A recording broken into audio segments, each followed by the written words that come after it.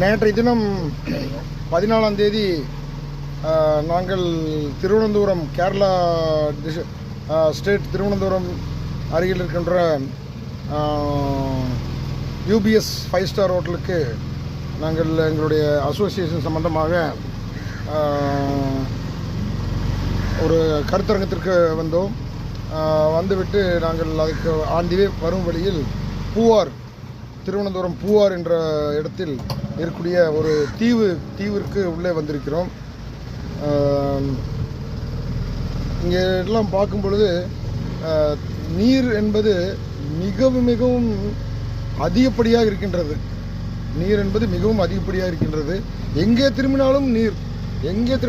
நீங்கள் பாருங்கள், எங்கே திரும்பினாலும் நீர். ஆனால் தமிழ்நாட்டில்